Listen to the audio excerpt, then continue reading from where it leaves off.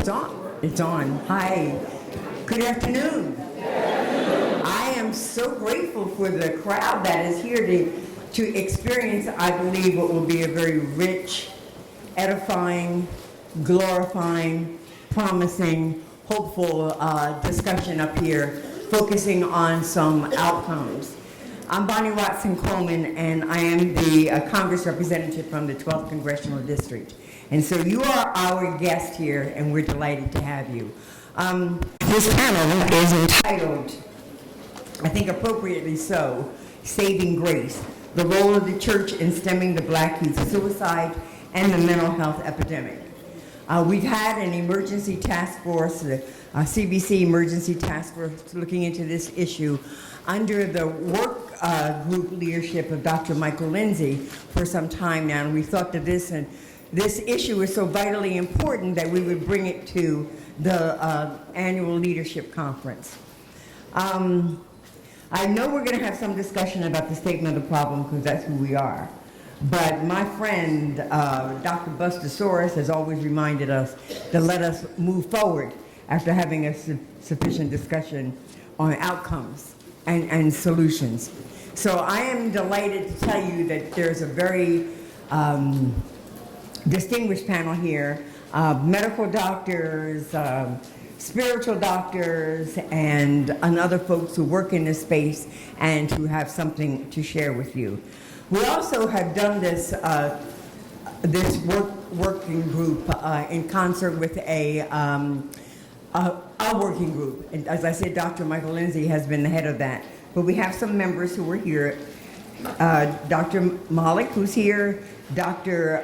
Donna Barnes, who's here, and Reverend Soares, Dr. Sean Joe, Dr. Anel Prim, and Dr. Alfie Breland Noble are all members of our working group. And we have some others who have volunteered. We're very serious about this issue because we recognize that suicide in and of itself has been on the uptick, but it has had a disparate impact on the African American community and on Black youth in particular. And we must do whatever we can do with whatever space God gives us to work in to address that issue and to try to stem that tide. And with that, again, welcome. And let me turn it over to my great friend, Dr. Michael Lindsay. Oh, you came up.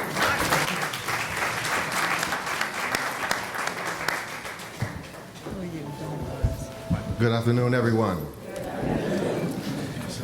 First, I want to give great honor and thanks to Congresswoman Bonnie Watson Coleman. Congresswoman Watson Coleman is an angel.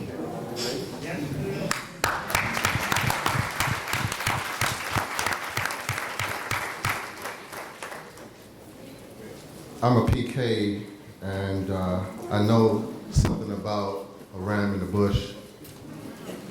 And Congresswoman Watson Coleman is a ram in the bush, an angel. She heard our call and our cry to address a very serious issue in our community. And right away, she began to mobilize. Other congressional members gave us an opportunity to establish a working group, and for that, we truly appreciate you.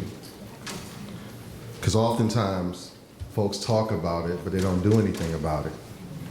And so thank you for being about it.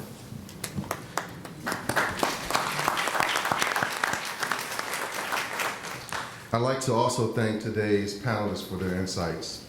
This is an august group, as Congresswoman Watson Coleman has mentioned. Fellow working group members, thank you for coming to the working group, the emergency task force, and bringing to bear your great talents, insights, and experiences. This is a really powerful group of people, and we're developing a report, and so our hope is that this report will do some damage to this issue, right? And so we'll talk about that. Thank you for those in the faith community who have heeded the call to address a national crisis, and to all the esteemed members of the Congressional Black Caucus who recognized that the emergency task force was necessary and that our youth are facing a real serious issue. Let me tell you why this is an urgent matter, because I'm not so sure that folks realize the urgency of this moment. At the McSilver Institute for Poverty Policy and Research at New York University, where I am the executive director, we have spent some time and energy studying the mental health of Black youth, as well as the interventions and resources needed for them to thrive in home and in school. In the course of that research, we've seen an alarming trend among Black children between the ages of 5 and 12, as first noted by epidemiologist Jeffrey Bridge and his colleagues. Listen to this. Black children have a suicide rate that is twice as high as white children. And furthermore, the rates have doubled over the past generation. For Black children between the ages of 5 and 12 years old, how many knew that? Raise your hand.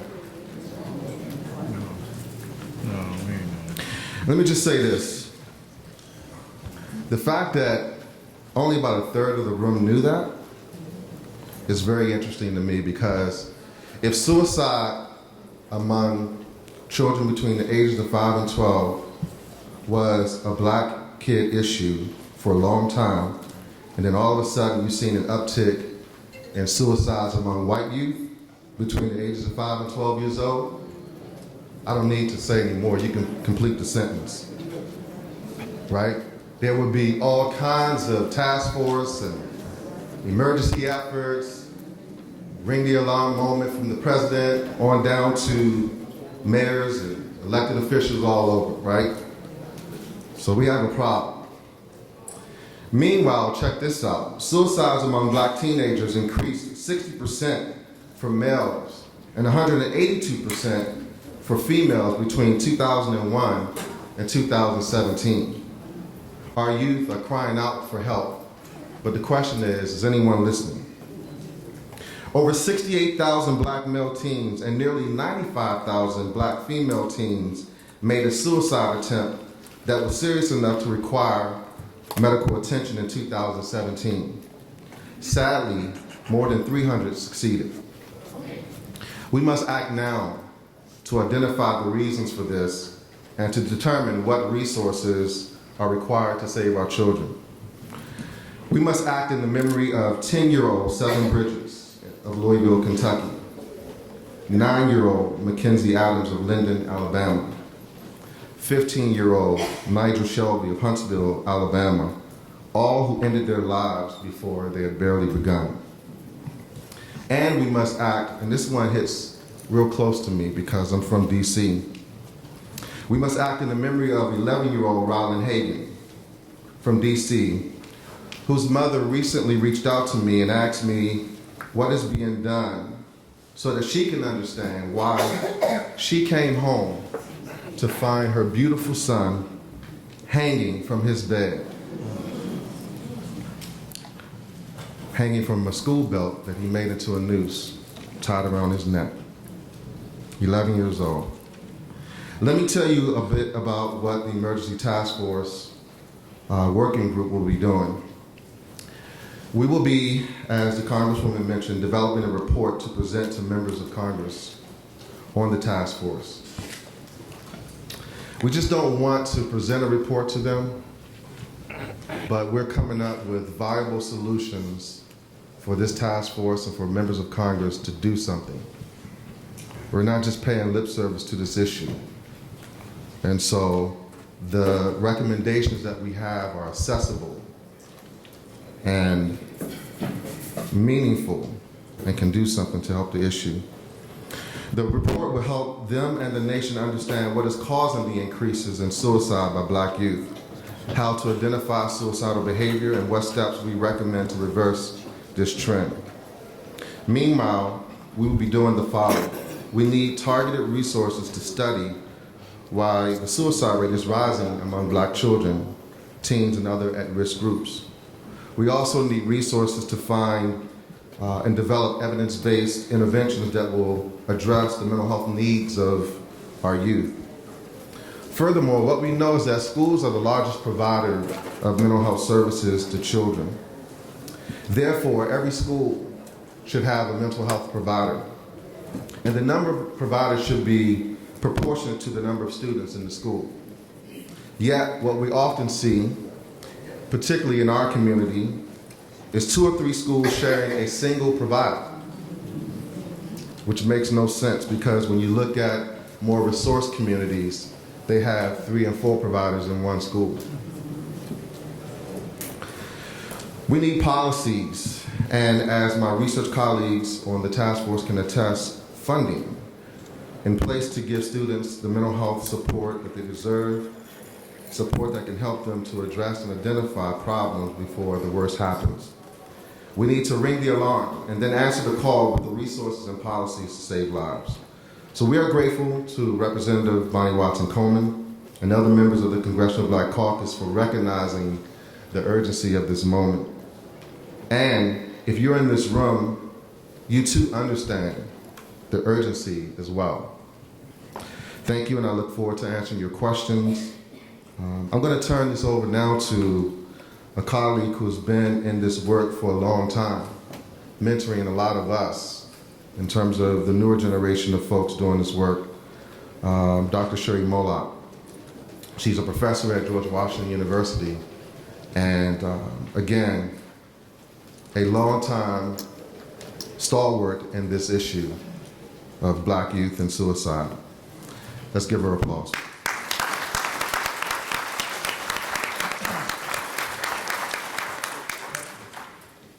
Good afternoon. So what he's really saying is I'm old. Yes, I is. I claim that. Amen. So in addition to my work, my research, which is suicide prevention in African American adolescents in faith-based communities and HIV prevention programs in those same based communities, I'm also a co-pastor of the Beloved Community Church, which is in Accokeek, Maryland. And I've been in ministry for 20 years and been an academician for 33 years. So I am a little old. Or I could lie and say I started when I was 2. I could either way.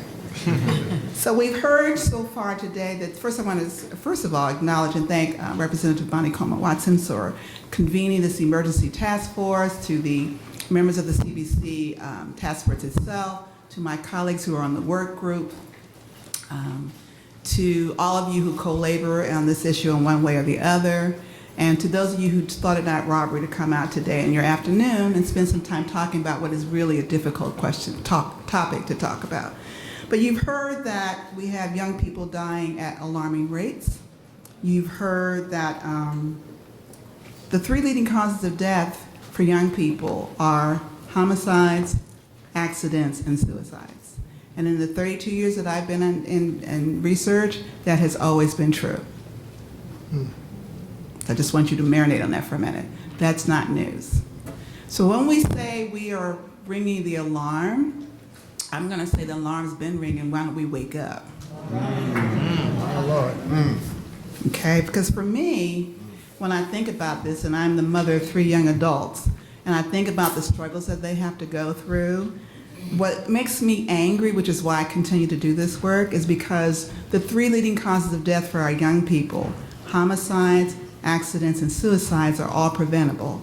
And so in my mind, those are unacceptable deaths. Those are unacceptable losses. And we need to be angry and view them not just as an emergency, but as an unacceptable loss.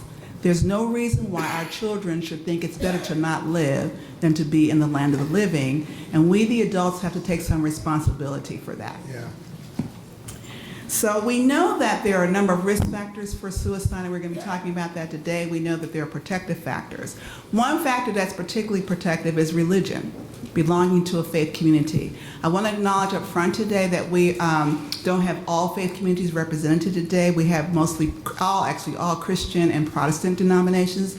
That does not mean that this is not an issue in other communities, faith communities. It just means that that's the context in which we're using today. So I think one of the things that we need to think about is, why is the church silent on the issue of suicide? Why aren't we leading the charge for suicide prevention instead of bringing up the rear? Why do faith leaders and researchers, present company excluded, look at each other with a wary eye? We don't quite, let's be honest, right? We're going to have honest discussion today, right? We're going to have real talk? Yes? Yes. Okay, which means we want real questions from the audience, okay? Okay. So why do we not trust each other? Because one of the things that happens is we work in silos. We don't work with each other. We work in these separate silos. We both have the same goal, which is we want people to live whole, healthy lives. We just use different tools. And we sometimes have different models. So what would it take for us to develop meaningful, sustainable partnerships? And that's what we're going to talk about today. It is my delight to be able to introduce this esteemed panel. So to my immediate right, we have Dr. Michael Lindsay, who is the Executive Director of the McSilver Institute for Poverty Policy and Research at the New York University, and he's also a Professor of Poverty Studies at New York, NYU, and also an Aspen Health Innovators Fellow. Dr. Lindsay collaborates with a team of researchers, clinicians, and social workers to lead the charge in understanding and eradicating. That's one of the things I'm so proud of him. He's not just talking about it, he's doing something about it, to eradicate poverty by developing evidence-based interventions to address the consequences of poverty and then translating those findings into policy. Then we have Reverend Dr. DeForest Soares, who is the senior pastor of First Baptist Church of Lincoln Gardens in Somerset, New Jersey. As a pioneer of the faith-based community development, Dr. Soares is not only content to make a difference from the pulpit, but he also finds and has developed innovative and impactful community-based nonprofits such as the Central Jersey Community Development Corporation that specializes in revitalizing distressed neighborhoods, and the Harvest of Hope Family Services Network, which seeks to develop permanent solutions for children in the foster care system. He was also the first African-American male to serve as the New Jersey Secretary of State. He's very accomplished. In 2005, Dr. Soares launched the DeFree Financial Freedom Movement, which teaches people how to break through the bounds and shackles of poverty through financial freedom. This is currently a program that is being used in over 3,000 churches nationwide. The principles from this pioneering program can be found in his books, Say Yes to No Debt, 12 Steps to Financial Freedom, and most recently, Say Yes When Life Says No. Then we are delighted to have Dr. Patrice Harris, who is a psychiatrist who hails from Atlanta, Georgia. This year, one of the things amazing is everyone here is a pioneer. Everyone has done something first. She became the 174th president of the American Medical Association in June of this year, and is the organization's first African-American woman to hold this position.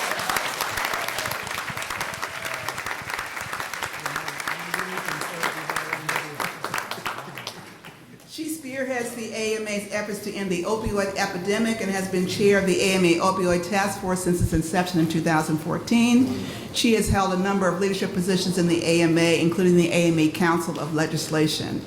Beyond the American Medical Association, she has held leadership positions in other organizations, including the American Psychiatric Association, the Georgia Psychiatric Physicians Association, and the Big Cities Health Coalition. Reverend Dr. Jamal Bryant is the senior pastor of New Birth Missionary Baptist Church in Lithonia, Georgia, and was the founding pastor of Empowerment Temple AME Church in Baltimore, which was the fastest growing church in the history of the AME Church. But he's Baptist now. But he's Baptist now. He saw the light. That remains to be seen. That remains to be seen whether he's Baptist. He might come back to the fold. You never know. I always tell my children, always leave the light on. You never know. You might have to come back home. So I was teasing Reverend Bryant before we started that I remember, this is how old I am, I remember him when he was a little boy in his dad's church. Yeah. And I will say that I'm not surprised when he's as gifted as he was, but he was a really active little boy. He was hard for him to sit still. As a third-generation preacher, Dr. Bryant, he said, don't tell all my secrets, uses a multitude of his gifts to bridge generations from the civil rights movement to the Black Lives Matter movement.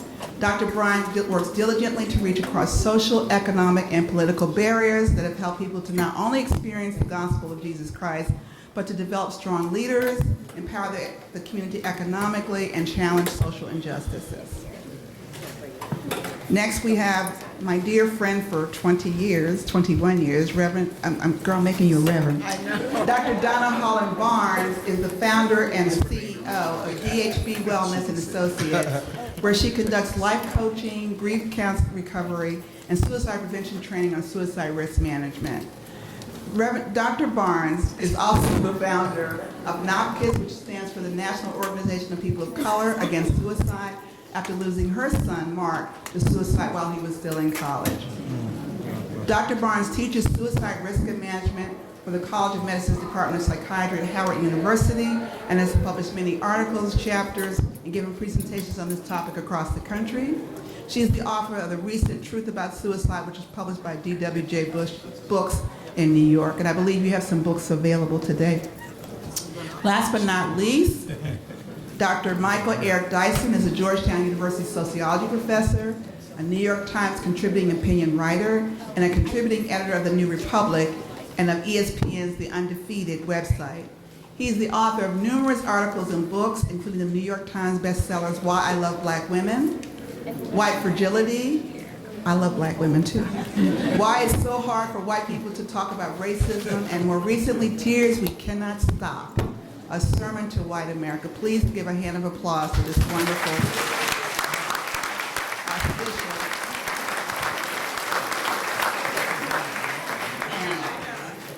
And to show you the importance of this topic, the Congresswoman Spear got the creme de la creme of the panel. And so what we're going to do now is I'm going to go ahead and field questions.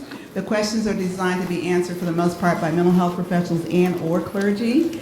And we probably may not get to all of the questions. I'd like to stop maybe about 5 minutes before just to give people a chance to have closing remarks. Is that good? And then we'll field some questions. So what are some of, this is to the panel in general, we know what some of the risk and protective factors are for suicide. So why do you think the number of suicides have increased among African American youth, especially in children under 12?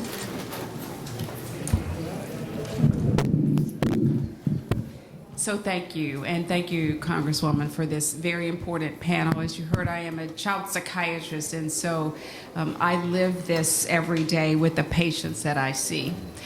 So one reason that I think we are still struggling is that although we have made progress regarding stigma, there's still a great stigma in the African American community. And you talked about truth-telling today. So I'm going to tell you of an experience that I personally had sitting in church. Now this was about 15 years ago, but I heard the pastor say, present company accepted, I know, if you have God in your life, you don't need your psychiatrist. Right? Now, I don't think I've ever heard a pastor say, if you have God in your life, you don't need your endocrinologist if you have diabetes or your cardiologist.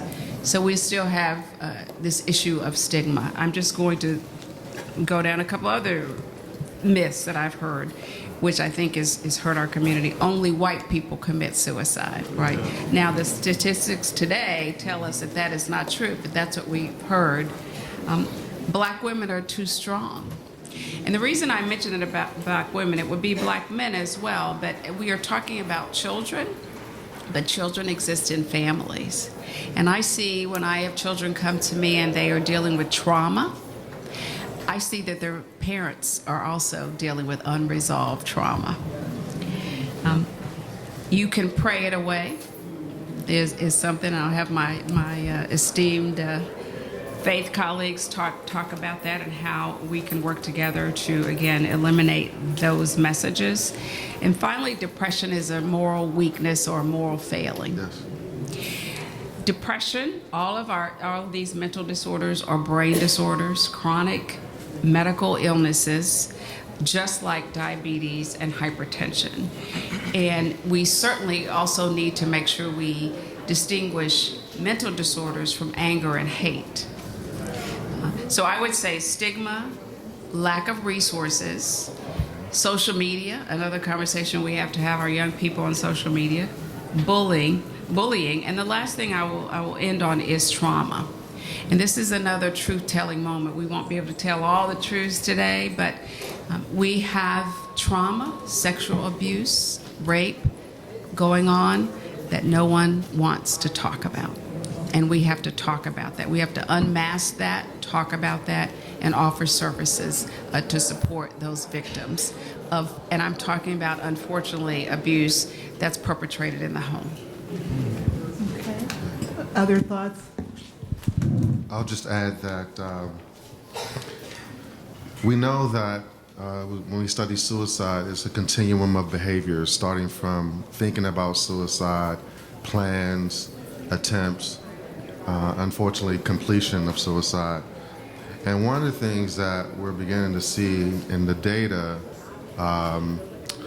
is that Black youth tend to engage in suicide attempts only as a first sort of engagement in the behavior before they are ideating or planning suicide, which suggests that it's more of an impulsive behavior, which is very alarming in terms of some of the things that Dr. Harris mentioned, the stigma, not talking about issues with family, not having anyone take those issues seriously, having it be dismissed from folks saying pray about it, it'll be okay, or you're a boy, or you're too strong to be vulnerable to that stuff. Get over it, right? So I think we need to pay very close attention to this phenomenon of suicide perhaps being an impulsive behavior.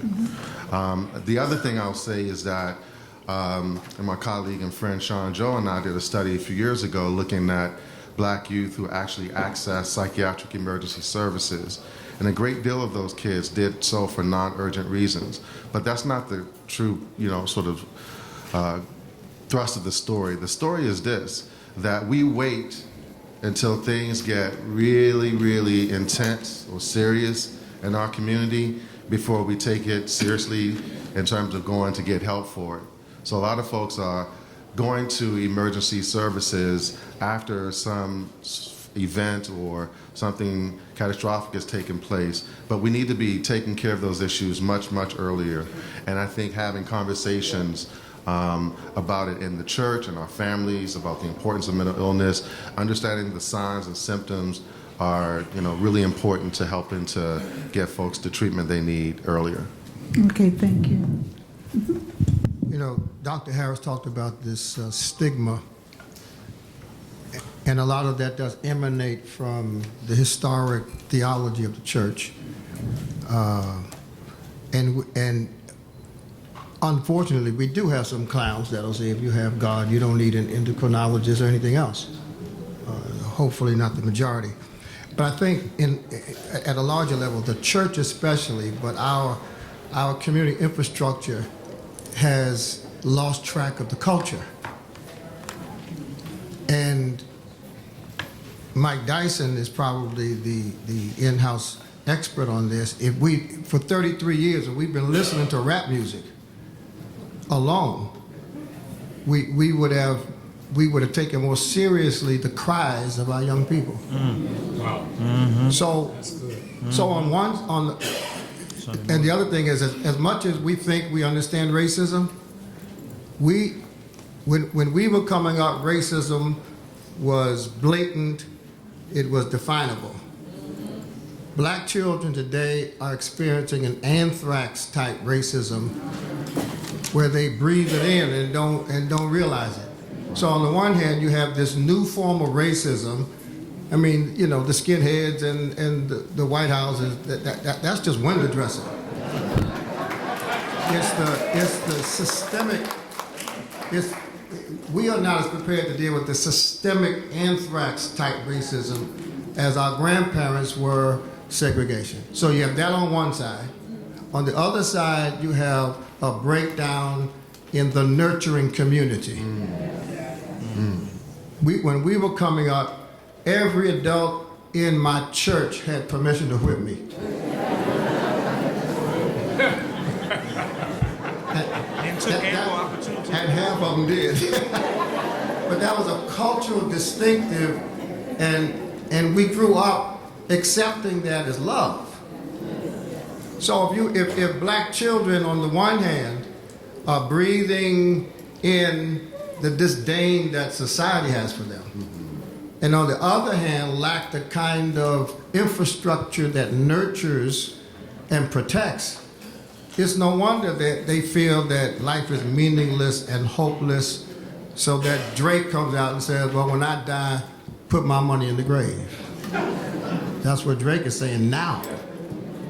So I can be paid on the other side. Mike knows all the lyrics to every rap song. So I'm teaching the class on Drake right now. are you? Yeah. So they're in a pressure cooker with no buffer on either side, and they end up taking it out on themselves and each other. Okay. Other comments? I think the only thing I would add to that is I think not just African Americans, but parents in general are very naive about thinking that kids don't get depressed. And we often think or trivialize things that they're going through. And I know when I was a little girl, people would say, you break up with your boyfriend, there's plenty of fish in the sea. And remember, this is their first fishing expedition. They don't know that. This is the first time they've been fishing. So as far as they're concerned, this is everything. And I think, we have to pay more attention. And I think you bring up a good point, Dr. Story, is that it's in the lyrics. It's really, we're not awake. It's not like people not saying stuff. We don't know what to focus on. And I think the other thing, and my colleague Sanjo and I argue about this, debate about, we don't argue, we debate about it, is that sometimes there may be some advantages to being in a segregated community because you have social cohesion. Yeah. Everybody, when I grew up, I was within a mile radius of my entire extended family. Right. So I was sharing with my students, we didn't babysit each other. We just sat, you were just a cousin in line. And when you got to be 13, it was your chance to babysit. So we don't have that same kind of connectedness that we used to. And we do know, in whatever form that takes, that one of the prevention factors of prevention for suicide across all age groups is a sense of connectedness. Yep. And feeling like you belong to something and that you matter. And I think that some of those things which we had in our place because of the segregation and because of the racism are also things we're now missing. It doesn't mean that we're saying go back to being segregated, but we're also saying that we have to figure out ways to stay connected even when we're not all living in the same spot. Mm-hmm. Okay? How many people believe, many people believe that black people don't kill themselves. What would you say to people who believe that blacks do not complete suicide?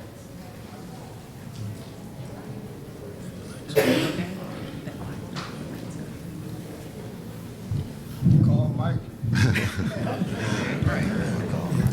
I think the data bears differently. I think the rising trends speak for themselves. It's funny because I was giving a talk last year in Iowa, and forgive me for my white friends and colleagues in the audience, but it was a full white audience, about 1,500, 1,600 people. And I was talking about this issue of suicide.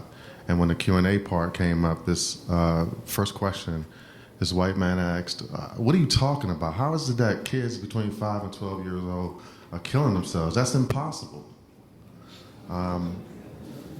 When you live a life that Reverend Soros has talked about, others have talked about, where you're ready to check out. Talking about rap music, Biggie Smalls told us on September 13th, 1994, that he was ready to die. And I think his message is the personification of what's happening with a lot of kids. When I talked to Valentine Hagen's mom, she had no idea that he was ready to die. Didn't know that he was struggling, saw no precursor signs to indicate that he was troubled. But yeah, the data bears out that this is happening, this is real. This is why it's been a ring the alarm moment for a lot of years, but there's no time like the present to be ringing the alarm and hearing it, because it's real. The old adage or expression is that when black people were going to commit suicide, they jumped from the basement window. Is that we really didn't mean it. But if you hear really the language that's in the atmosphere, that the expressions that the generation have embraced is reflective of a sense of overarching hopelessness, that the catchphrase is whatever. It is what it is. 2017, the most tweeted hashtag expression is YOLO, you only live once. In places like Baltimore, if 62% of those that start the 9th grade never make it to the 11th grade. What is that sense of hope? You see the trends, Dr. Dyson, of those who have either come up missing, come up dead, or committed suicide out of Ferguson from the Black Lives Matter movement. And really sociologists and anthropologists beyond us would have to engage really to do a psychological autopsy on the fact that Black Lives Matter is the first civil rights movement for black people not led by a religious figure. So what does that mean to have that missing integer of having some spiritual balance of how it is that we find our grounding? So in the midst of the Montgomery bus boycott, they weren't going to the church just for a pep rally, but they had to walk themselves through, how am I going to do this another day? How am I going to face this degradation without any real reinforcement? So it wasn't just on Sundays, but they had to do it every day of the boycott just to keep their morale, and they had a soundtrack that matched it. The original gangster rap music. I ain't gonna let nobody turn me around. So they had to really embody that. But if the music is the soundtrack of the psychosis of a generation, then we're really missing out if the #1 song for the summer is Before I Let Go. And so what am I letting go of? And what does that really mean for all of us? And then the church becomes the insane asylum because we're not offering anything to really help or redirect, but we are contributing to Karl Marx's notion that it's become the opiate of oppressed people. When you look at, Dr. Soares, that if you count up the top 10 watched black preachers in America, 8 of the top 10 don't even have a bachelor's degree. So when you hear the language of you don't need a therapist, it's because these are people who are called doctors who are not registered nurses. So we got to deal with what is that disconnect, and how do we deal with that wholeness from the top down in dealing with that level of dysfunction. I had to go and really do some real reevaluation of my own theology. I'm a third generation AME preacher. My father was presiding bishop. My grandfather was bishop in the church. That's what I know. And I pastored for 17 years in Baltimore, millennials 18 to 45. And then I turned 46, so I moved to Atlanta because I was no longer qualified to be a member of the church I started. I had to do some recalibration because I was pastoring the hip-hop generation and millennials, but I was preaching a doctrine and a theology that I inherited with no filter. And so every Sunday, in the tradition of my father, my grandfather, I'm at the back door hugging my members, shaking hands, kissing babies, because while a mega church, you still have to have a mega touch. And I went to embrace a young man, as I said to all of my members, love you, have a great week. And the young man couldn't have been 23, looked me in the eye without ever wincing in his gauge and said, you don't love me. I said, no, I love you. He said, no, you don't love me because I've heard you preach against gay people. And so I had to recalibrate whether or not my preaching had become an unsanctioned hate crime of what it is that we were projecting out into the pews, that we wanted law without grace, and that we impugned without ever really recalibrating our own sin. It's amazing as preachers that we preach everything that we don't wrestle with. And then when it comes to what our issue is, we hopscotch over it. And so the church has really got to do purgatory and penitence about providing the rope for suicide. Because so many of these young people who are committing suicide are starting on our youth choir and our usher board, and then by the time they turn 14, we can't pay them to come to church because they're getting that level of infliction, not from skinheads or the White House, but from the deacon boards and from the pastor. And so we've got to operate at a higher level of grace that really helps us in our understanding, because the reality is that dual lifestyle or living on the down low is fostered by the hypocrisy of the church. Is that we're made to live in those silos and in those cubby holes because the church doesn't make it conducive for our authentic self.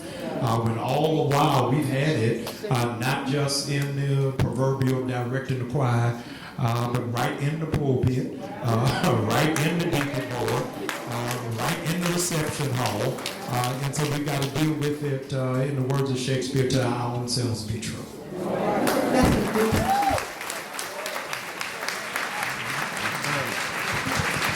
That's a good segue to one of our questions, which is, because that's the proverbial elephant in the room, right? And so traditionally the black churches had two stances with LGBTQ members, either ask, don't tell, or open condemnation. And so as you were alluding to, so many members of that community don't feel welcome in the church. So what are things that we can do about that? Dr. Dyson. Yeah, I just want to, as a former interlocutor with Dr. Bryant on this issue, right? I'm not here to say, no, I'm not saying that. I admire his growth. I admire his development and his honesty to tell the truth as eloquently as he has about what he has done, becoming a midwife for the pathology we ostensibly oppose. And it seems to me, right, the church, because I've been an ordained Baptist minister for 40 years, I'm hanging on by a thin thread. I'm glad y'all got real preachers up here. This young man was 12 years old. He skipped school, lollygagged, had a great day. He came back home. His grandmother had died. He felt so responsible for his grandmother's death that he leapt out of the window to try to kill himself. It was his second suicide attempt before he was the age of 13. He went on to global prominence and historical significance and was depressed, right? He went to his doctor, Dr. Logan in New York. The pills were no longer working. They advised him in a kind of self-medicating fashion, and this was in the 60s, to consume a fifth of alcohol every night. The man died before he was 40. His name was Martin Luther King Jr., right? Clinically depressed in our tradition. The mediator of what Hegel called world historical consciousness. And why wouldn't he be depressed? Every day he's trying to fight the behemoth brutality of white supremacy and the resistance within his own church circle of those who were narrow, unlike Dr. Bryan and Dr. Soares, narrow and incapable of seeing God's movement across time and space, especially in the social sphere. So if you've got a Martin Luther King Jr., and you can hear it in his voice, you can hear the depression in the echo chamber of his theology at the end as he's trying to deal with existential drama and the ennui and the self-doubt that are generated when you are standing against the world. Now, when we come to the black church, you know, the black church, some of the ignorance that we heard, and we don't want to act like we've all been innocent, because every one of us at some point, you can say the same thing just in prettier terms, right? Too blessed to be stressed. I'm not dissing nobody. Negro, where you been? Where you at? Right?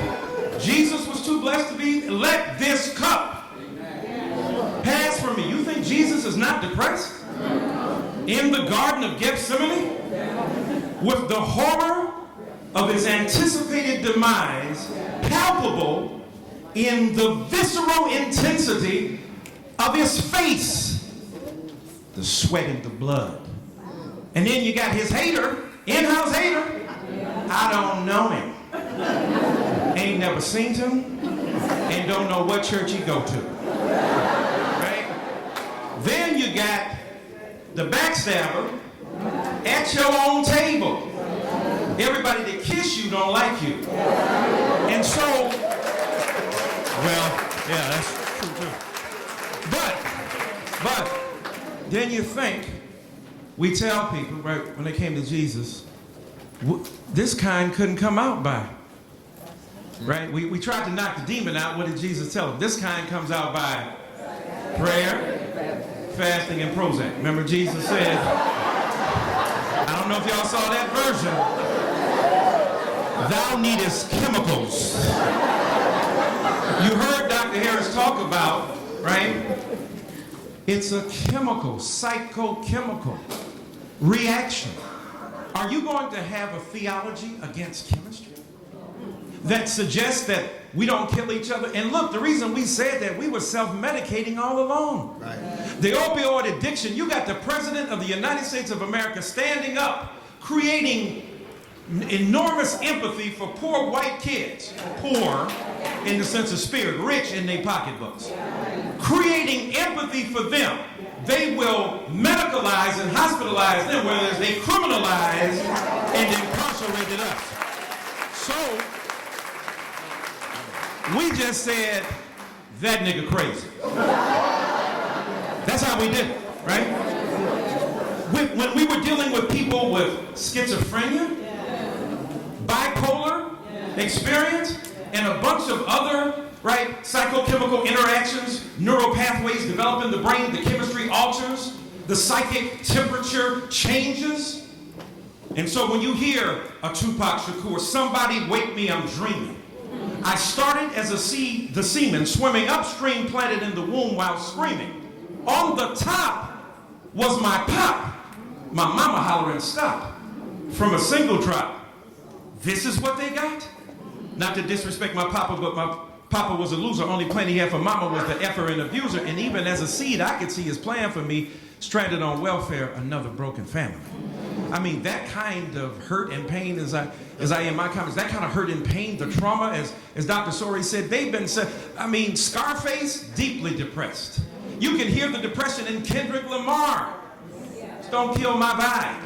You can hear it, right, in the words. So for us, and I'm glad, what I love what these preachers and other brilliant psychiatrists and psychologists have done is not to correlate a one-on-one relationship between, say, hip-hop and demonization, because a lot of us listen to gospel music every day and still depressed.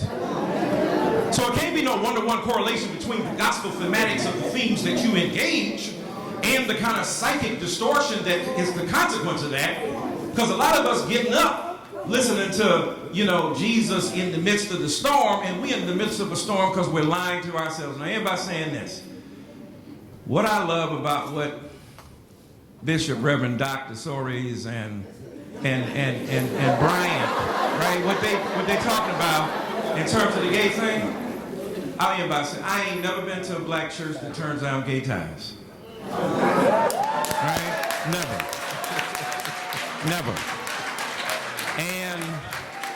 And this is a true story. A black woman came up to me in church. She said, "You know you're going to hell." I was in Cleveland. And I said, "Well, I know 25 reasons why I should go to hell. I'm just curious about the one that you know." She said, "You preach that God created gay people." I said, "And you think I'm going to hell? And you a polytheist. You think there's a God for gay people and one for straight?" We have so demonized our own children. The people who provided us relief from pain in churches, who couldn't come out. When Dr. Brian talked about the fact that our own hypocrisy, we talk about them being on the down low, if you provided the space for them to claim in public space theologically supported, ecclesiastically articulated, and confirm their ability as gay people to still bless you. You've been blessed by some gay people and didn't even know it. So, my point is, all of that is part of our illness, our spiritual malaise and disease. And if we embrace each other and talk about the difficulties and the depression that we confront and the sadness that we have to penetrate, it is amazing that black people are still sane in this day and age. In 1619 to 1919, 400 years, white supremacy, and we got a certifiable. This orange apparition, this psychotic, psychoneurotic, and unmolested by enlightenment chief that stands every day to tweet the feces of his moral depravity into this nation. That's where the illness is, and thank God that we're able to claim our mental strength in the name of God.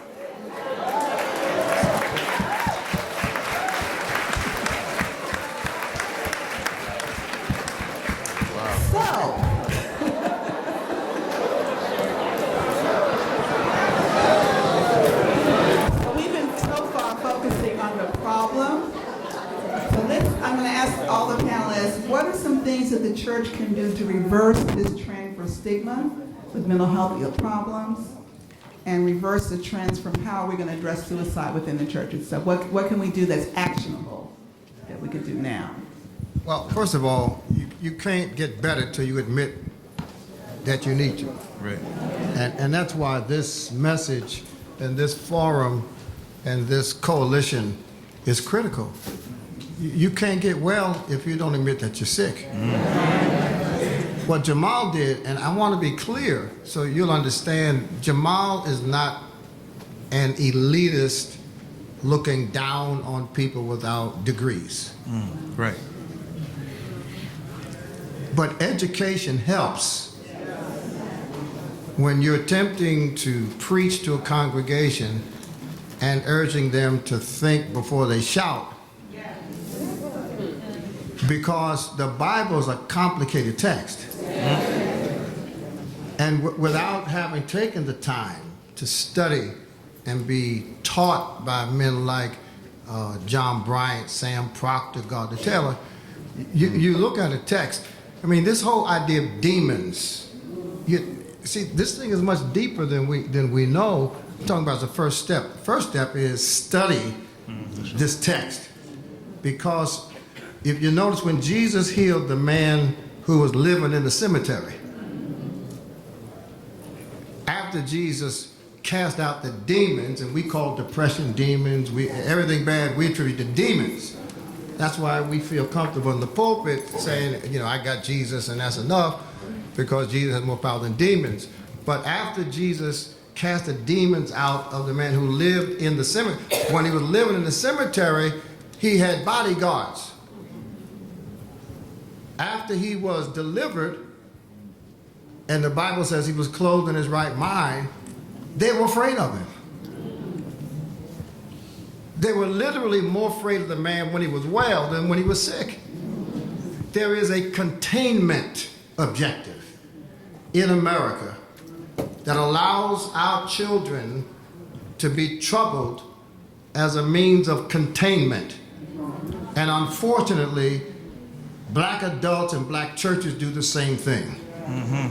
Because it's too much work to do the kind of work that Jamal talks about and does. It's too much work to engage in understanding the lyrics like Mike does. It takes work, especially when you got a generation that grew up knowing Jay-Z more than they know Jesus.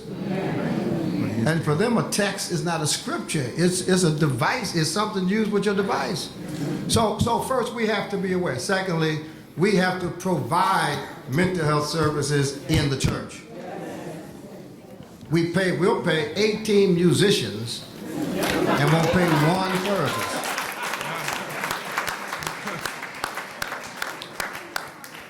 And then we have to promote it from the pulpit. I'm gonna get me some therapy from this doctor right here. but we have to change the culture that starts at the top, as Dr. Bryan said. Yeah, I think one of the things I just want to add to what you said, I think preachers need to take responsibility for what they say in the pulpit. No doubt.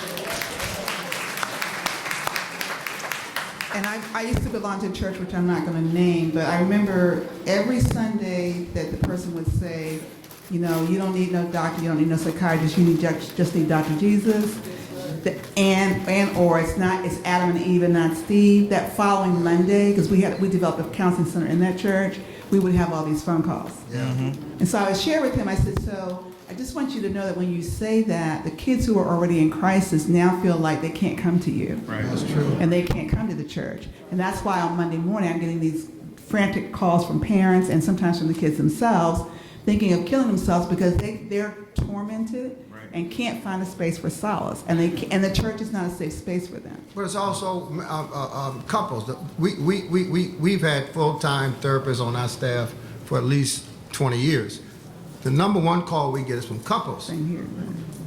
asking for help.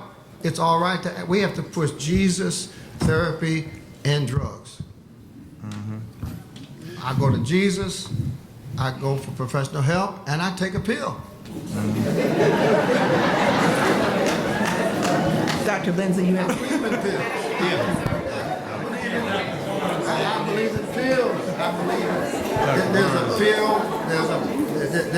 Now, you know, you can overdo it, but we have to let our people understand that religion all by itself, as a standalone, is not a cure for anything but going to heaven. Dr. Barnes. Y'all don't take pills. Y'all got quiet on the pill. Oh, you in their wheelhouse now, Doc. Okay. My goodness. Now, how can I say anything between these reverends? And you know how loquacious they are. I'm not that loquacious. Already you are. Not really. I have so much to say, but I'm going to try to condense it. As a parent who had lost a child to suicide, you can imagine how much I have to say. This happened back in 1990, so I'm probably a lot older than Sherry, as she keeps talking about her age. And at that time, nothing was being done about suicide, absolutely nothing. And when I looked at the rates, I said, wait a minute, my son can't be the only one in this country who had lost himself, who had killed himself. But nobody was talking about it. It took me 4 years to find another black person who had lost someone to suicide. 4 years, it took me that long. And after we talked and got together, we decided that we were going to find an organization that addressed the issue, because again, nobody was talking about it. So in 1998, we founded the National Organization for People of Color Against Suicide. And Dr. Moloch, Dr. Joe, now Prem, Dr. Prem, were people who supported me, were a part of it, and presented at our conferences. We gave conferences every year. And when we had our first conference, people were wondering, why are you coming to our neighborhood talking about suicide? All you're doing is bringing it up and putting the idea in people's heads. So we had a lot of fighting to do. Fast forward, I didn't want any other parents to go through what I went through. And I founded a support group at Howard. I held it at Howard. And that was in 2004. And families were so happy to have a place to talk about the loss of their child to suicide. And it got a little draining after a while listening to these parents. But I kept it going, and then I took a break for 2 years, and then I started again just this past Tuesday. A mother brought her 12-year-old son, because he had lost his father, her husband, to suicide. And so we talk about, you know, do we know whether or not these kids are going through anything, and how do we know, how can we prevent if we don't know that they're going through anything? Let me tell you, these kids that are coming up now, they're talking about it, and they don't mind talking about it. They're singing about it in the rap songs. This 12-year-old kid said, before my father took his own life, I was feeling depressed. And he's the only kid there. There's nothing but older people, and he's sharing his depression, what he's going through with us. And then he wrote a paper on it and presented it in class, and his classmates rallied around him. If we really want to do something with these kids about suicide, we need to encourage them to talk about it. And trust me, they won't mind doing it, because the kids that are coming up today, they write about it, they blog about it, they tweet. They tweet about it, put it on YouTube. So all we have to do is let them know we're here. You know, if you want to talk about it, we're here. And in reference to the churches doing anything, we need to have, many churches have health ministries, but we need to have ministries that speak specifically to mental health. We can have health ministries, but we also need to have a mental health ministry. We need to have a mental health youth ministry to give kids a little circle to sit around and talk about what they're going through. They'll talk if we give them the opportunity and we give them the space to talk. When I lost my son, you were talking about parents. If anyone said to me, your son's going to take his own life, I would have said, you're crazy. Are you kidding me? Because he smiled all the time. He told jokes. He always wanted to make people feel comfortable. He was the kind of kid that when you walked into the room, he'd look and say, what can I do to make everybody feel comfortable? And so I thought he was a pretty well-balanced kid. I didn't think he was going through anything. He didn't show me. And then I find out years later when I'm doing my research that there's such a thing as smiling depression. Wow. And so he was covering what he was really going through, having issues with. And I had a visitor spend the weekend with me one time, and she met Mark, and she's, you know, talking with him. And she came to me, she said, I think he's lonely. I think your son is lonely. And I said, lonely? Are you kidding me? He's at a Red Sox game now with his friends. He has a lot of friends. And I knew that there was such a thing as being lonely in a crowd. I knew that. But I wasn't thinking about that. I was thinking about what she said about my son. Are you kidding me? You know, he's got a loving sister, dad, mom. There was connectedness. He was a part of sports teams. He was very well connected. How in the world would he even be thinking about something like that? And when he went away to school in his first year, that's when it happened. And I get a phone call, and I was shocked. I didn't know what to do. I laid on the couch for months. Didn't have anyone to talk to. I asked my mom, Mom, you've lived in this city for 50, 60 years. Do you know anyone who's ever taken their life? She said, no, baby, I don't. I said, Ma, you got to know somebody. I just wanted to talk to somebody. I wanted to talk to somebody who had a 20-year-old in college and drove their car on the river. That's how I wanted it to be, the exact same thing. Yeah. I had nobody to talk to. My family was supportive, but they didn't know what to do with me. They really didn't. And again, it took me 4 years to find somebody. And then I'm still doing it. I'm still working in the weeds, in the communities, training, working at Howard and teaching the medical students and running the support groups to do what I can so parents don't have to go through what I went through. I thank the Lord you didn't commit suicide.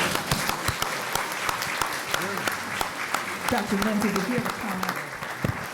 You have a comment? Thank you for giving me the opportunity to talk.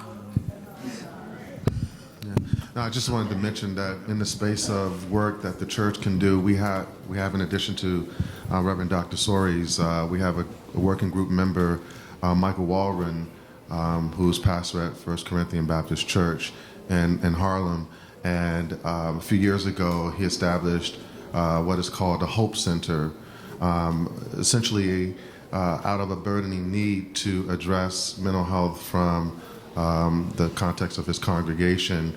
And so the Hope Center is a freestanding mental health clinic that is free to parishioners, to the community, so that they can come and get their mental health needs met. And I actually told Michael, it's interesting, about 70 years ago, one of the first documented community mental health centers actually was in Harlem out of the church, and it was called the Lafayette Clinic, established by a psychiatrist, Richard Wright, who wrote Native Son, as we know, and someone else. But essentially, it started the movement of social psychiatry, and the suggestion was that at that time that blacks didn't have the capacity to actually experience mental illness. And so they were denied treatment at a lot of facilities, or they were warehoused and demonized and thought to be, sort of not just able to get along in the world. And so you have these examples then of the church being involved in the provision of services. And so one of the things that we'd like to see is more training and more development of mental health ministries in the church that would be offered to parishioners in the community, free to the public. And so my challenge to all clergy is to develop those kinds of services and make sure that they're free, because we can afford to do that.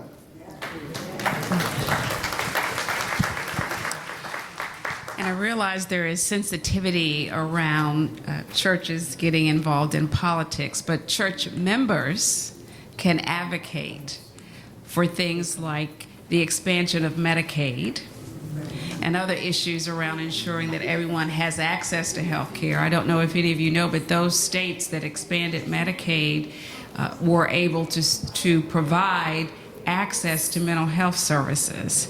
And so many patients now have increased access to mental health services because of the Affordable Care Act. And of course, expansion of Medicaid was a part of the Affordable Care Act. Church members can advocate for school-based mental health clinics and those resources that go to mental health clinics. Church members can advocate for more funding to ensure that more people of color go to medical school and don't end up with $200,000 or $300,000 in debt.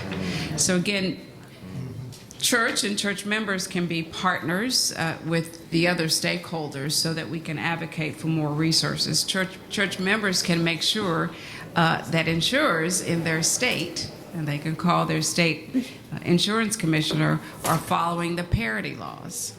Parity Laws were the laws actually signed into law by President George W. Bush that said if an insurer provides medical coverage, they have to provide coverage for mental health disorders on par, at parity. Before then, and Dr. Prem can attest to this, the insurance company may tell any mental health professionals, well, you can have 4 visits. Right.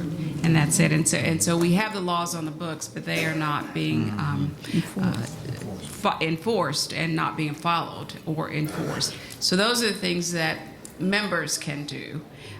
And ministry and health ministries and mental health ministries in the church can educate the members on some of these issues. Yeah, just to be clear, churches as institutions can advocate for policies legally. Churches can lobby for legislation as long as lobbying doesn't constitute the majority of the activities. So churches, institutions, and members. Now, one of the things that happens when guys like Dr. Lindsay say churches should have mental health ministries, etc. We have preachers come back. Preachers are busy, and most preachers are bivocational. Most pastors are part-time, and they hear people outside the church giving the church assignments, and they become overwhelmed and intimidated. We have capacity, but our mental health ministries are done through partnerships. Mm-hmm. We partner with Rutgers School of Social Work. We have a partnership with Rutgers Doctor of Psychology program. We have volunteer therapists. And so just because a church, is not a big church like New Birth, you might be a little church like First Baptist. You can bring it. NAMI is a fine organization. NAMI does training in our church, not only for the mental health ministry, but we want the choir director to be able to recognize mental health issues and depression at choir rehearsal. We want our Sunday school staff to be cognizant of mental health issues. So it's a holistic, church-wide commitment to mental health, just the way we would if there was a flu outbreak. There's no stigma to having the flu. And when we can make it church-wide, we destigmatize it and create a culture of caring and nurturing and healing. I think one of the things that I often hear from people is they would be open to going to a mental health professional, but they're concerned that, as one person told me, that they're going to try to take away my Jesus. So one of the issues that has come up sometimes are our mental health professionals trained to deal with spiritual issues or people's concerns around religious topics in the therapy session. Well, some of these Jesus need to be taken away. Yeah, I think that the church's entire approach to health has to be revisited, Dr. Lindsay. It is amazing that the churches are still open. Dr. Harris, it is only in the black church you can be in the health ministry and join the nurses department and you don't know CPR. So they just,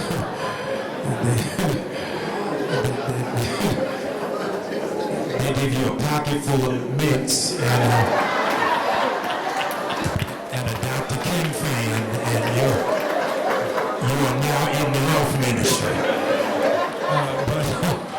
It has to be revisited, really, Dr. Harris, from top down. And I think that we have to, with partnerships like AMA, revisit some things that germane Congresswoman to this gathering. We have to look at now the reality of 70,000 Bahamians are homeless, and that we have to deploy mental health missionaries.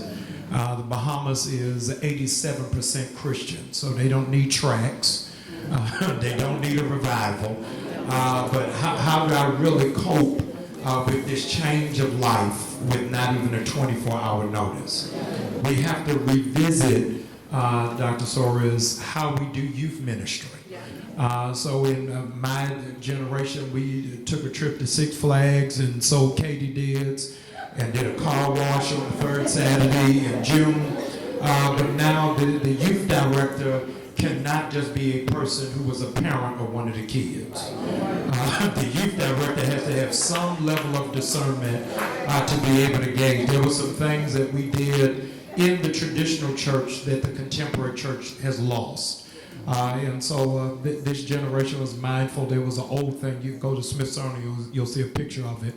It was called Sunday school. So in Sunday school, you sat in a semicircle. It wasn't here about Shadrach, Meshach, and Abednego, but the Sunday school teacher during the week was a real teacher to hear what was your reading level. That's why you've been around and everybody read 2 verses. When you finished that, they were able to gauge little Mikey needs help in understanding what that is. The same thing has to happen now when we bring in these young people who are dealing with stuff that, quite frankly, the previous generation doesn't know how to interpret or vet without looking for a flask of olive oil. So how do I deal with those real suicidal tendencies on stuff that the church has not trained me for? That the overwhelming majority, Mike, of teenage girls who are pregnant are impregnated by an overage Negro. And the parents never call the doctor, never call the police, never press charges, and so we got to deal with that. What happens to that young teenage girl, Dr. Barnes, who has been molested? And then the church tells them to go hug the molester and forgive them and to move forward. What do I do when the whole question of my sexuality is because I was seduced by the pastor? And so we don't deal with any of these issues that really become the incubator of our psychological dysfunction. So how do I get healed in the place that I was hurt? And so we've got to do a real autopsy as to how it is that we're contributing to that fire, and then do a diagnostic. How do we get to that wholeness? To do a top-down. Bishop Reggie Jackson is here from the AME Church, and he'll tell you we've had to do some recalibration that a generation ago you wouldn't have had to deal with. And so now to work in the church, you have to have sexual harassment training. To work in the church and work in our youth group, you now have to have a background check. So these are newfound things that are necessary for the culture, but we can't just do it, Dr. Harris, to meet the premium of insurance. We've got to do it in order to reach the standard of holiness, that everybody's got to be subjected to that. So the whole church has got to go through some level of clinical help. I'm, as alluded to by both of the preachers who are on the stage, I'm a new Baptist for just the last 8 months, and I am inheriting a church where my former pastor passed. And I had to call my sister, who's a clinical psychologist at Pepperdine. I had to call my sister and said, Tama, help me, because I don't know what to do when I've got an entire church in the 5 stages of grief. I got a whole church is dealing with it, and now here I am interjected as a new voice and a new face who's not a son of the house, who is not a son of the former pastor, and they're trying to figure out, who are you? And how do we then process it, because that pain really is from top down. And so we were moving through one of the most painful moments of my church in these last 8 months, Mike, was taking down the picture of the former pastor. So they in the hallway holding the picture, crying. Y'all are laughing, but I'm dealing with real grief of a pastor that was who's been deceased for 2 years. As a young preacher, I walked in saying, take all these pictures down, because I wasn't dealing with it in a clinical process. And say, there's a new sheriff in town. Take these pictures down. The Negro preacher, where's my picture? Y'all are laughing, but I'm turning myself in. And I had to hear real Baptist now. I'm a real Baptist. And I took it with velvet piping on the road. But really had to deal with what is the process of that healing of suppressed pain. Because we don't know how to identify not just, Dr. Barnes, with smiling depression, but there is no book for shouting depression, for clapping depression, for faithful depression. And all of that is amongst us, and we cannot just leave it, Dr. Lindsay, with the 16-year-old, when now the largest demographic is our seniors. For the first time in American history, there are more 60-year-olds than there are 6-year-olds. And so there's going to be a greater number when we come back and have this 4 years from now. The stem is going to shift for the number of seniors who are committing suicide because they don't want to die, don't want to live, but don't have access to die because of the advancements of health and technology and pills and x-rays. And the children want them to have all the best services, but don't come visit them. They want to make sure they got the best care when they're sick, but when they're alive, we'll see you over the holidays. And so not only do we have to recalibrate, Dr. Soares, about youth pastors, but there's going to be a new trend on having a pastor for seniors. Yeah, because those are the larger numbers, Dr. Bonds, that we don't talk about in forums like this, on suicides, on STDs, on addiction, on alcohol, and it is happening with grandma. Grandma is getting it in. And we don't have any way. Dr. Bonds, back me up in here. And we're not really addressing where these trends are, and as the church to be holistic in our approach, not just for our young people, but for our seniors who are really on the broad age. We're a little over time. We will now open it up, the floor open for questions from the audience. And they have, you want to press the mic around? Okay, they're going to pass the mic around. Okay. There's a question way in the back. Well, young woman in front of them, like in the back. Good afternoon. I'm sitting here listening to, in some instances, the Bible, the church being thrown under the bus. In some ways it's funny, in some ways it's not funny. I have a question. You know what? What are you going to do with the Word of God where it says, "Thou wilt keep him in perfect peace, whose mind is stayed on thee because he trusted thee"? What are we going to do with Saul, who called for David to play the music when he had an evil spirit upon him?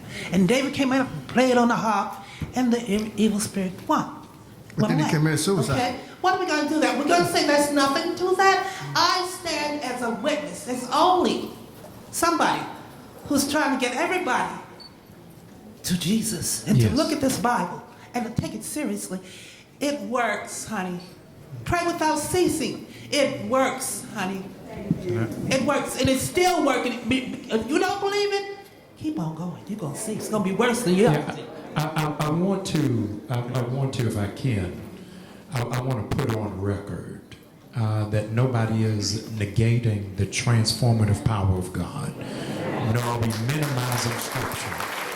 And I want to say that for the record, is that we think prayer is necessary, but we do not believe in the same notion that therapy is contradictory to the Word of God. Jesus said in that same Bible that you read and I stand on, is that we're transformed by the renewing of our mind. That mind process is very critical. There are over 200 hills in Jerusalem, 200 hills in Jerusalem, and whoever was over crucifixion made a misstep. Because when they crucified Jesus, of the 200 hills, they chose a hill called Golgotha. And Golgotha translates to mean skull. So when Jesus died, he died from my mind right in the center of the central vortex. When it is that three came out, there was in fact a thief and a robber, as you know very well. So through Scripture, he should have been in the front of the line or the back of the line, making him either Alpha or Omega. He didn't. He died in the middle.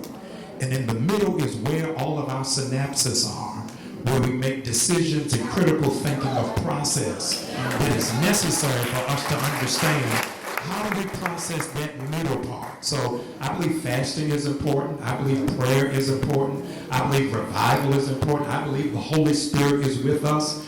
But there are days that after I pray, after I fast, after I pray, that I still need therapy. And if I can have a transparent moment, if I can. I've been a pastor for many years. Father is a pastor, as I've already went through. Grandfather was a pastor. Mother is an intercessor, is a missionary. 10 years ago, I went through a divorce and went through depression. Lost 17 pounds and couldn't function, hear me, while I'm preaching. While I was on TBN. While I was traveling with Benny Hinn pulling people out of wheelchairs. I was going back to the hotel and couldn't sleep and couldn't function. And so when people, saints, were giving me scripture, I knew those. I needed somebody who wasn't in my pew or sitting in my pulpit to talk me through what was my process. Because I believe I'm anointed. I believe I'm called. I believe the hand of God is on my life. But I still believe that in the vulnerability of my humanity, I still have to deal with dark nights of the soul that do not, in fact, preclude outside assistance for that. So I stand on the Word of God, and everything that you believe in, I stand in that. Dr. Lindsay, have a comment? Yeah, I just want to say that this question comes up a lot when we develop treatment programs, and families will say, well, we want to pray about it, we believe and trust God. And one of the things that we counter with is that we want you to pray and trust God. We're not taking any of that away from you. But therapy and the therapeutic process can help you to be specific about what you go to God to pray about. You know, and it, you know, the eloquence of both of those answers. The thing is, too, you got to remember that black people can ill afford to be biblical literalists, right?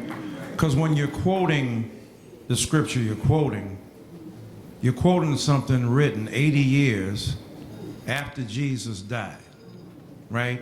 This is the importance. Dr. Soares was brilliantly defensive of Dr. Bryant when he was not being condescending in terms of intelligence, right? We're not trying to diss preachers. The average untutored preacher on the corner can out-preach anybody put forth in white America. Negro with no degrees on the corner can say, I'm going to talk about God is love. I don't want to talk about God. I don't want to talk about love. Just is. Is your all on the altar of sacrifice laid? Can deconstruct that etymologically with no training. However, with no training. However, you ain't going to, let me finish now. You ain't going to go to no spirit-filled neurologist if you got a brain tumor. You going to go to a neurologist who understands how to cut the brain and operate, even if he's an atheist. Praise Jesus if he got skills. So the point is that we can ill afford as black people to be literalists in a literal gospel that demonized us. So while you quoting that Bible, talk about slave obey your master. Wait a minute. And while you talking, you're a woman. You have no authority over me. I'm an ordained Baptist minister, so stay in your seat and be quiet. I know you ain't going for that. I know you ain't going for that. Hold on. I know you ain't going for that. Cause hold on. Cause the black woman gonna overrule the gospel preacher. Right? The black woman ain't gonna say like, wait a minute, Negro. Alright? It's like the woman at the well, right? So my point is, biblical literalism is a pathology. It is a disease that has ill-served black people. Black people during enslavement couldn't read. They couldn't even read what you're quoting now. So they depended on something different, the Spirit of God that inhabited them, that gave them a sense of what is right and wrong, and that lifted them above the pathology. That's where we got to stay. Let other people have an opportunity. We can come back, okay? There's a young man in the back. Mm-hmm. I want to thank you all for having this conversation, but I would also like to lift up vulnerability. My name is Reverend Adam Lawrence Dyer. I am a member of the Cambridge Black Pastors Alliance in Cambridge, Massachusetts. I serve the First Parish Unitarian Universalist Church in Cambridge, and I am a gay man. And the reason I serve a Unitarian Universalist church is because I did not know of any way that I could serve a black church openly in my full self. But that's not why I bring this up. I actually want to pose this to the pastors on the panel, because every day in the pulpit, I show up as my whole self. I show up as black, and I show up as gay, and I show up as a man of God. And I don't question any of those. And I'm wondering what we as a community can do to allow and invite pastors to show up as their authentic selves without judgment.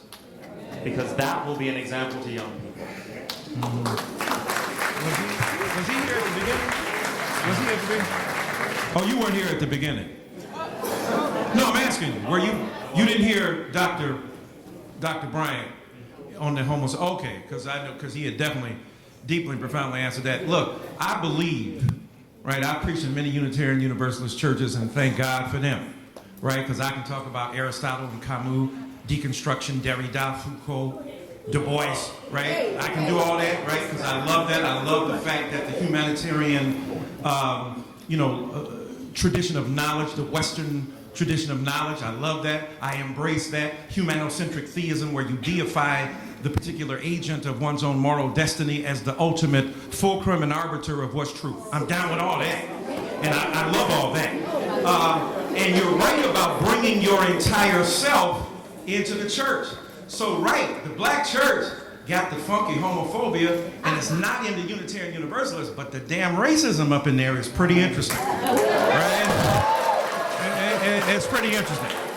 And the enlightened liberal racism, which denies its complicity in systems of oppression, are problematic. So you know what? I'll end by saying this. The great theologian Robert McAfee Brown said, The church is like Noah's Ark. If it wasn't for the storm on the outside, you couldn't stand the stink on the inside.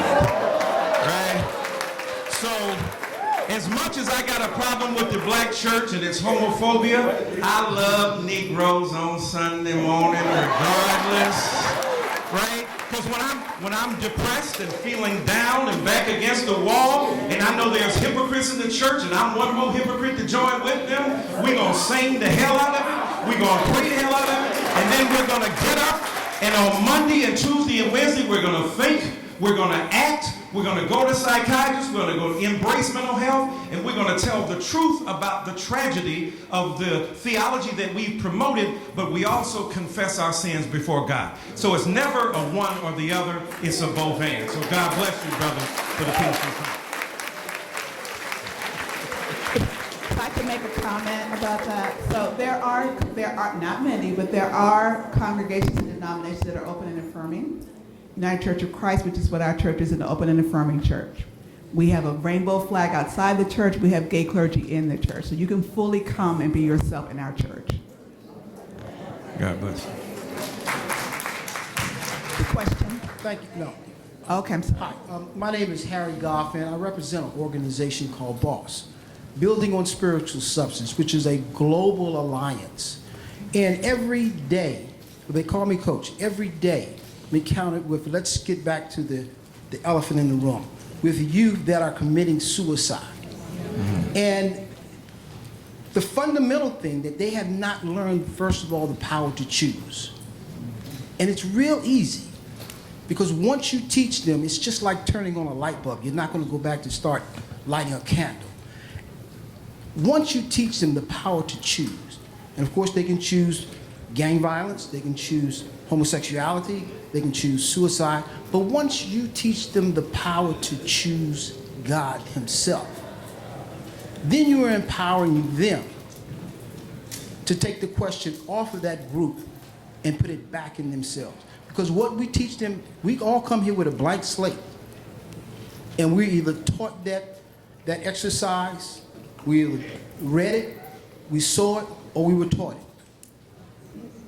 So once we reprogram that brain to realize that, hey, you are God's greatest miracle, now that youth is able to empower himself to go out, because being a grandfather, I'm not going to be able to reach every child, but that child that I train is going to be able to reach their peers. So when I go into the prisons, and when they address me, the first thing I ask them to do, and I do it myself, I say, reach up and pull down that mask. That mask that's afraid, that mask, that little boy, that little girl that's in there that doesn't want to come out because they haven't addressed the true issue of being alone, or the true issue of making a choice. Now, BOSS is, I stumbled into BOSS basically because of my own child who had gotten incarcerated. And all of a sudden, this guy named Al Hollingsworth shows up at my church. And I'm realizing that I missed the mark. I missed the mark, as a lot of us have in here. We missed the mark in training our children. So, I mean, we're willing to partner with all of the churches in here.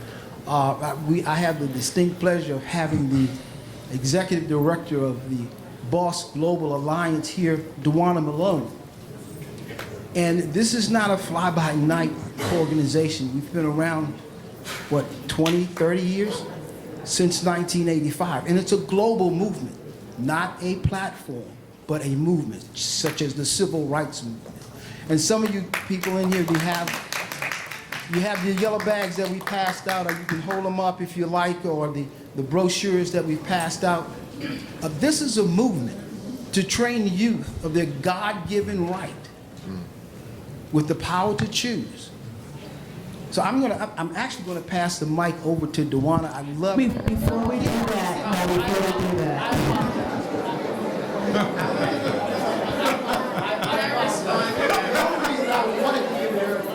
And in fairness, we would like to focus on questions and not statements. I do want us to be careful about the word choice. A couple of things. the choices you make are based on the choices you have. And I will take it out of mental health for one quick second. As physicians, we tell our patients to eat fresh fruits and vegetables and to exercise and get increased physical activity. But if someone lives in a food desert, if they don't have access to fresh fruits and vegetables, then they can't make those choices. So I would say that on the opportunities to choose. But I will also say when you have a medical illness, when you have depression, when you have anxiety, your brain, as Dr. Dyson eloquently said, is not functioning appropriately. The neurotransmitters are not functioning appropriately. And so when the brain is not working appropriately, it's not really about making choices. So I take your point, but I do want us to be careful about the language that we use. And I think choices, it's a little dicey. Can become victim blaming. Yes. Yeah. But can we sort of keep our remarks shorter, because we only have about 8 more minutes, and focus on questions for the panel? Okay, I don't know where the mic is. I'm right here. Okay. Hello, everyone. My name is Sonjai Davis, and I am a therapist. My office is in Southeast DC, so I deal with a lot of what we're talking about in our youth. And I want to thank Reverend Bryant for changing your stance, because I've had a lot of people who have been negatively impacted by your former message. And thank you, Dr. Dyson, for your message in regards to how religion has really impacted us in our mental health. And our community is very divided. I am a member of the Secular Therapist Project, and I'm a leader in the Black Nonbelievers DC chapter here. And I'm on the other side of this. But I have people who come to me. My office has become a safe haven for those who are running away from religion, who have been hurt by the message in religion. Those who are in the LGBT community who don't know what to do because their faith has made them feel that they don't belong. We have to get rid of this divisiveness in our community because we can't afford it anymore. No matter what your belief system is, non-belief system is, or whatever, it's hurting our young people. My question, though, is for the pastors on the panel is, I have a small office. I'm only one person. But how can we bridge this gap? Because the churches in my community, I don't see them out in the street. I don't see them out there reaching the youth. I don't see them. If I go to them and say, hey, I'm a therapist in the community, one of our children just got shot on the corner, how do I connect with you all to bring services to these young people? It can be very hard from outside of the church to even help the church. It's hard from inside the church sometimes to help the church. And what I would recommend is that you find churches. There are pastors who are not on television and they're looking for help. And I think this kind of work and the report that comes out of it and these types of events afford us opportunities to meet other people, to network with people who will put aside theological, political, gender issues and focus on loving people who need and deserve to be loved. I think to add to that you're going to have to meet the church at the 50-yard line. What Dr. Soares intonated moments ago about a lot of pastors are bivocational is that if you extend yourself, you'd be amazed how many pastors would openly let you take a load off.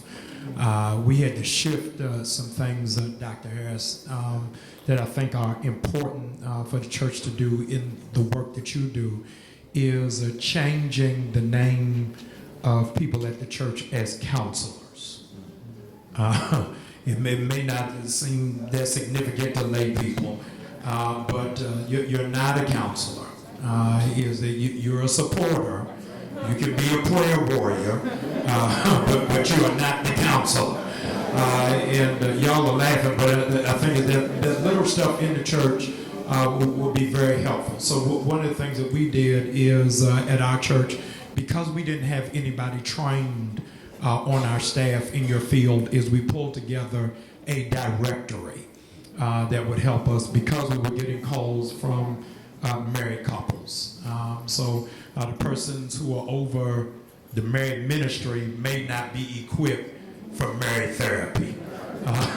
So you can do the date night out, but after the morning after is where we got to get some reinforcement. So we did a directory based off of what are those areas and doing specialized support groups.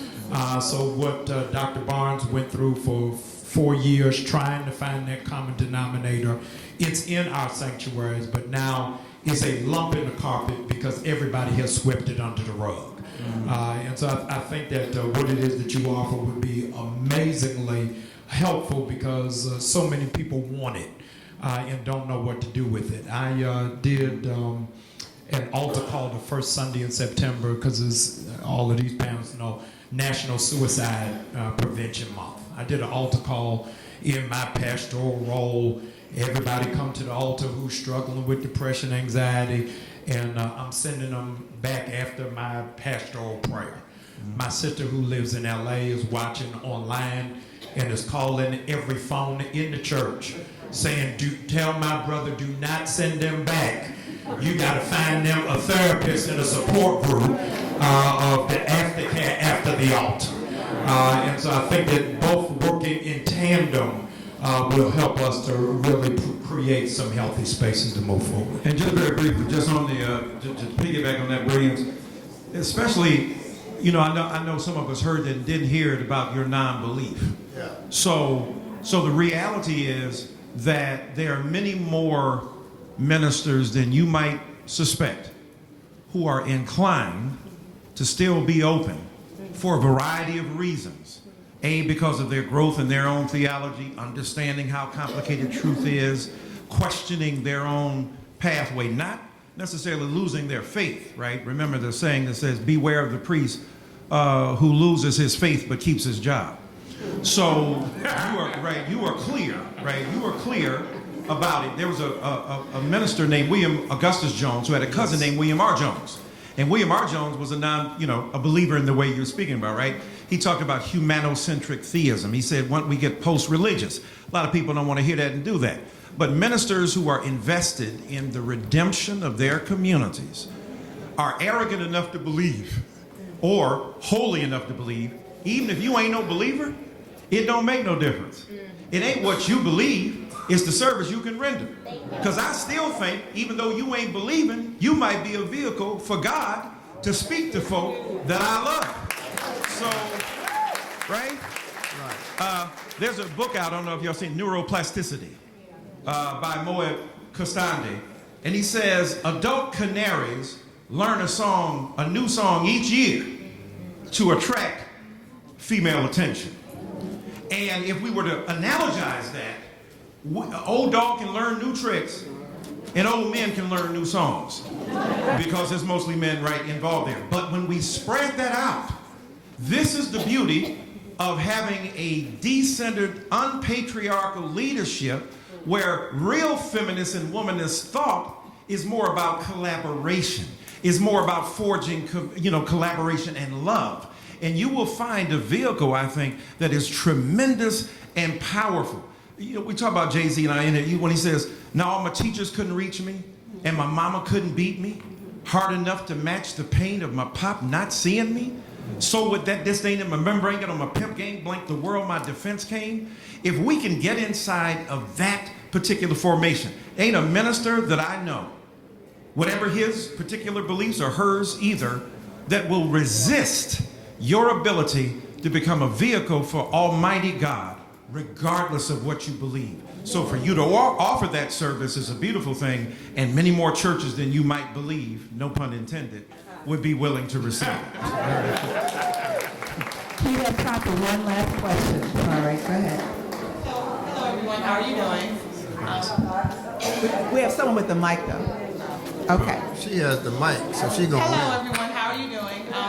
My name is Kiara Holiday. I'm a licensed clinical social worker. I'm from this area, and I just want to say thank you, first of all. The reason and what got me into this work, when I was 16 years old, my boyfriend, he successfully committed suicide. And so I just want to say thank you because the conversation is being started. I will echo what you said, I believe it's Dr. Barnes, where there was nowhere for me to go. After this happened, I remember my track coach and my principal saying, you don't have to come to practice, just do what you got to do, and you know, that's it. I don't even know how I finished high school. That's how bad it was. There was no one to talk to, there was no one to go, because nobody in my community had never dealt with anything like this. There is no perfect fix to the problem, but this is the start, and I just thank you for the conversation. Awesome.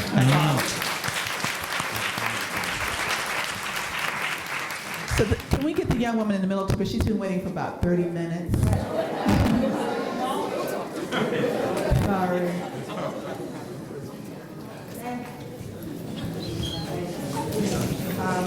But be brief, because we're over time. I'm compelled to ask the question because even though this discussion is about the role of the Black church, our children spend more time in school than they do in church. And I just retired from working at a high school in Newark. So the thing is, all schools are having active shooter drills every month. Teachers have to attend professional development every week. At no time in the 4 years that I was at my school was there any training by a psychiatrist or an expert on what behaviors, what language we should look for in our students that are telltale signs of a child that wants to commit suicide. So as taxpayers, as voters, as parents, as pastors, what are we going to do to put pressure on the Board of Education and our state government to do something about training teachers and administrators to look and know what to look for in our schools?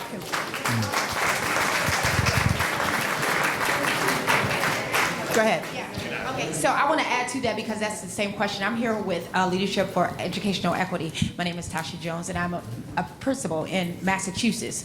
And the one thing that is happening is that social-emotional learning is a part of one of the things that we have to push for, right? But teachers and administrators don't have to be trained in emotional intelligence. Not only do we not have to be trained, there are 14 states in the United States that just suggest training. And those states are Alabama, California, Colorado, Florida, Michigan, Minnesota, Missouri, Montana, New York, North Dakota, and Oklahoma, and Rhode Island. The rest of the states in the United States require training every 2 years and or training every year. And so we need support from the church in regards to, and that was my question, how can the church support the teachers or the schools, the community schools, in regards to what's needed for our children and our teachers to be successful in this area, because suicide is very prevalent in schools, and we are having troubles as leaders and administrators to even know what to do. So we're going to ask Dr. Lindsay to have the last word on that. Okay, and Dr. Barnes. So a couple of things. One, I'm glad that you did mention the school. As I said in my opening comments, that schools are the largest provider of mental health services. And the reality is that even though the services are co-located in schools, there still is a stigma regarding mental health treatment among our community, children and families. So that's one thing.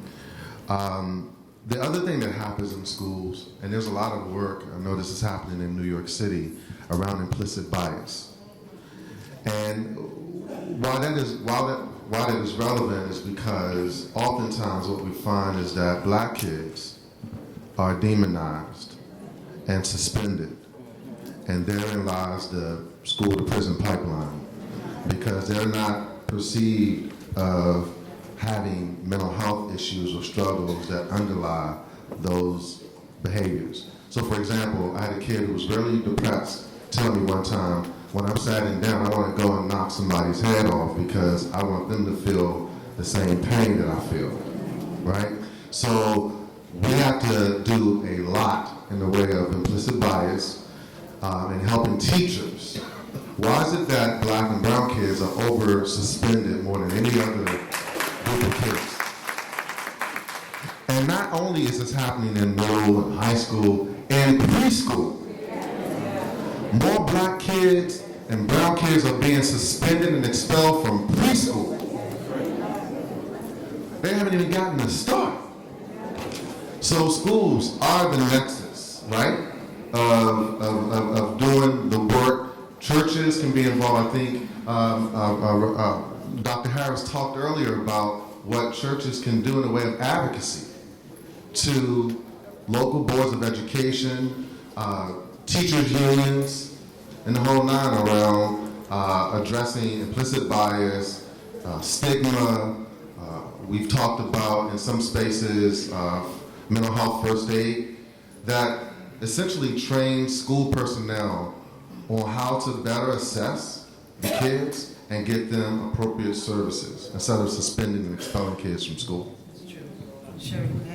Dr. Barnes. It is very difficult to get into the school system. I'm currently trying to get into the Montgomery County schools because that's where I live. And when I called them 2 years ago to see if I could come in there and train their faculty, staff, and students on how to recognize the signs when someone's in a suicidal crisis, they said, oh, we handle that internally. And then I called them again last year, and they kept saying, no, we got it. And most of the time, if these states that you listed suggested that they do suicide prevention training, they put modules together and tell their teachers to go to the modules. They need face-to-face training. Someone who's been experienced and can talk about it. So what I did for the Montgomery County schools, as busy as I am, I got into the system to substitute teach. So that gets my foot in the door.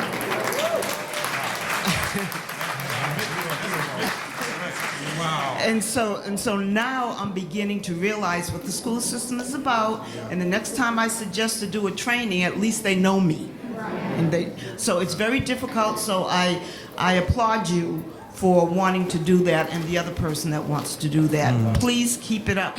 The schools really need it, because if my son had that kind of, if the school, he was at college, but his roommate was an RA, and he told his roommate what he was going to do. If the RA was trained the way he should have been trained, he would have known not to leave my son alone. But he left him alone for 7 minutes to go get help because he didn't know what to do. And in that 7 minutes, my son got dressed, drove his car into the river, and that was it. But he might be around today if there was 1-800 signs around, or if the RA had been trained. I mean, I don't blame the RA, but you know, if there was more opportunity for him to have someone to go to or talk to, he might have been around today. We want to thank the panel.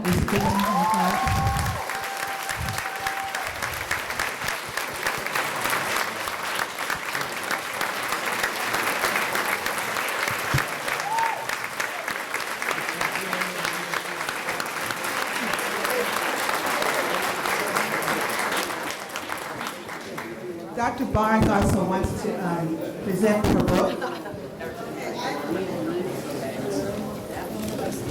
I wrote a book for middle schoolers on the truth about suicide. It was specifically designed for middle schoolers to read it. And then there's another book on black suicide. I would like to give it to somebody who wants it and will read it and not just put it on the shelf.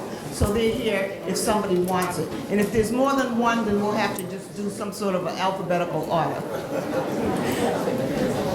Okay, please, we're almost done. Will we also please give a round of applause to Representative Coleman?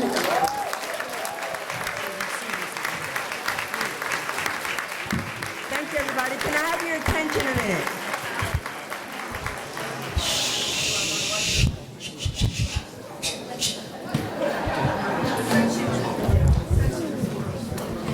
She's not like... Order in the House. I don't want the panel to go anywhere. Please don't go anywhere. Just give me 30 seconds. First of all, Dr. Malik, thank you so much. You did an incredible job. Michael Lindsay is a hero, and he's going to be the one that's orchestrating this report that we're going to do, and things that we talked about today inform what's going to come out in that report. That report informs us as appropriators in Congress as to where we should be putting resources, where gaps exist, and where new policies need to be instituted. So this is not for naught. Dr. Dr. Bryant, I want to thank you, and I hope we helped you by giving you a session here today, because yours was definitely a clarifying moment. You're amazing. And to the gentleman at the end, I need to have a dictionary when I'm listening to him. But at the end of whatever he says, I understood what he meant. And I am grateful. To Dr. Barnes, thank you for sharing your amazing story. You scared me. I have one biological son and two by blended, and they smile all the time. I got to go talk to them, see if there's anything behind it. And so do you. Dr. Harris, we're so proud of you, and we're amazed that you are at this point, and that you represent us, and that you will bring forth those issues that are important on behalf of all of our communities. Let me tell you about God. Dr. Soros, come on up here. So we did a session at Dr. Soros' church, and it was mostly it was just a very vibrant session. And we had a number of counselors there. And at the end of the session, I didn't know that Dr. Soros was having a boot camp downstairs with young people. And we didn't know that there was a young girl downstairs whose friend had just committed suicide that day. And we didn't know there would be this opportunity for this young girl to be brought upstairs into the sanctuary to meet with one of our psychologists who could help start talking to her. And so that's God. Put her in that place, put us in that place, and gave us the opportunity to be of service to her. And I thank him for that, and I thank him for every time I need to do something at church. If it's not Shiloh, I go there. You know, I'm going to spread it around a little bit, though. I am.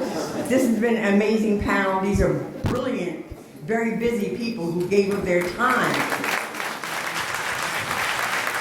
I promise you, Michael and I promise you that when we come forth with our findings and our recommendations, that we will then encourage those members of Congress that are appropriators to pay attention to what we need as a community. Until we die, that is our service. Thank you and God bless you. Whoa, hold up. I want to say thank you to my genius, James G. And I want to say thank you to Brad, who's worked under James on this issue. And you see those beautiful people that represent the United States of America? That's my brilliant staff. And I am grateful for them. Okay, they're going to lead you to the party. Bishop, can you come to the party? They're going to lead you to the party. Okay, we're going to do